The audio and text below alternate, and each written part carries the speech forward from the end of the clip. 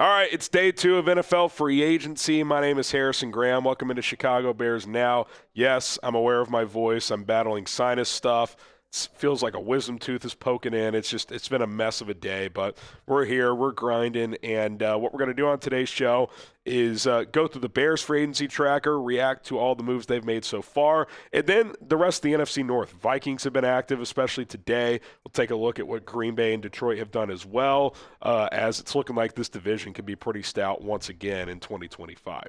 Obviously, we'll start with the Bears here, as they made the 2 big trades before free agency in Jonah Jackson and Joe Thuney to be the 2 guards. It would be safe to assume that Thuney plays left guard, Jackson plays right guard.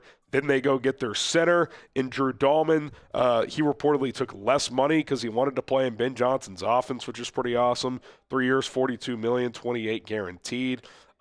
Which was a consistent theme with these contract structures yesterday. Dayo Odeyingbo, 3 years, $48 million, an upside swing from Ryan Poles, 6'6", 285, can play some edge, can play some defensive tackle for you. Again, 2+1 there with 32 guaranteed. And then I think one who's going to have a huge impact, both on the field and in the locker room, Grady Jarrett, 3 years, $43.5 million, kind of fell into the Bears' lap as the Falcons cut him yesterday. They end up going to get him. I think he and Joe Thuney will provide a ton in that locker room. He's listed as a defensive end because in a 3-4 he played that, but he'll play mostly 3-tech, I would imagine, on this defense. And then Scott Daly is back in the fold as the long snapper, which means it is the end of the road for Patrick Scales in Chicago. The longest tenured Bear will not be back after he missed all of last season with an injury. Grade the Bears' moves so far: A, B, C, D, or F. I think if you add it all up, trades, signings, etc., B+, A-. If you want to say there's a couple overpays in there, but 5 trenches players that should all start and should all help. I can't really argue with that approach, even if there's a couple contracts you don't love. Look at some of the contracts around the league being handed out, guys. It's pretty wild. So I like what the Bears have done. It's been pretty good so far. Okay, I kind of want to go through the top Bears needs at this point. Not necessarily in order, but certainly some ones I'm keeping an eye on. And then we'll get to the other NFC North teams. Running back, obviously, I think you're going to be looking draft there. I assume DeAndre Swift is going to be on this team.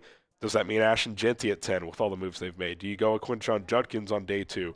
Trade down from a Marion Hampton. Could that be an option? Caleb Johnson. There's a lot of good ones in this draft, so I think it'll be draft for that one, but running back is an area I expect the Bears to add a notable piece here. Number 3 wide receiver. Do you sign a Tim Patrick?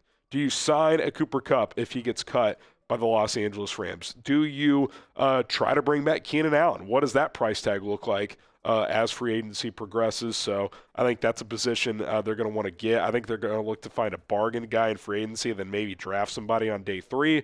So keep an eye on that. Safety, do you sign somebody? Do you wait until the draft? Julian Blattman's a name that's been thrown out there.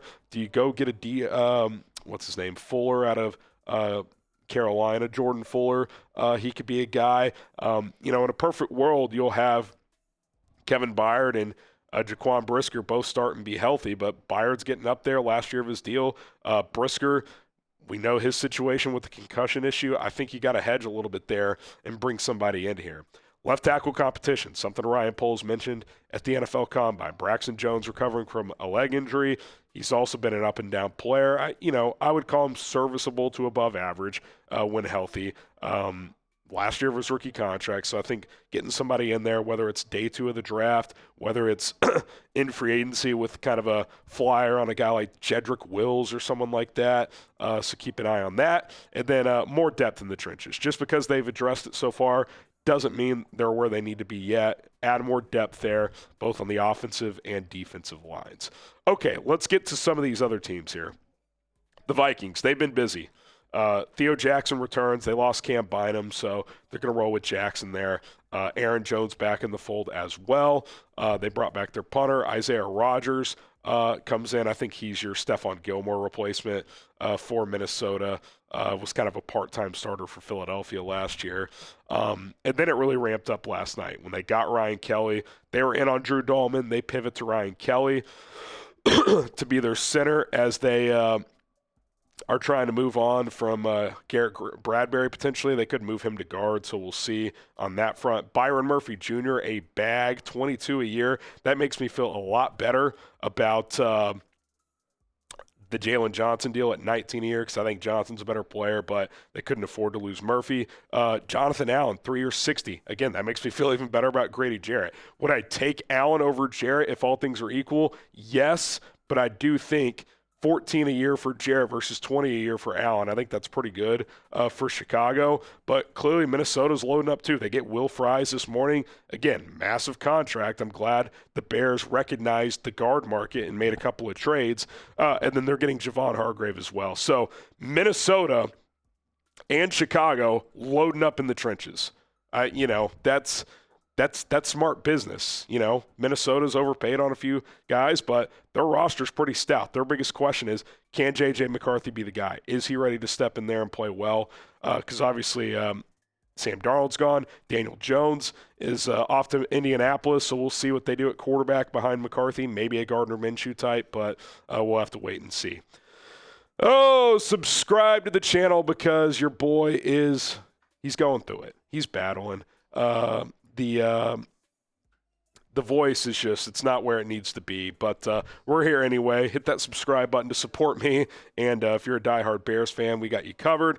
Subscribe to Chicago Bears now, as we are going to bring you videos every single day here on this show. We're going to try to go live throughout the week. Hopefully my situation gets better, not worse, but we got you covered regardless, and we greatly appreciate it. Okay, the Detroit Lions, they brought back Derek Barnes. Anthony Pittman's in there as well. Zeke Turner. I was a little surprised they brought back edge rusher Marcus Davenport after missing most of the last season, so we'll see how that goes for him. DJ Reed in, Carlton Davis out. Davis got 3 for 60 with New England. Reed gets 3 for 48, so they save a little money there on a similar caliber player.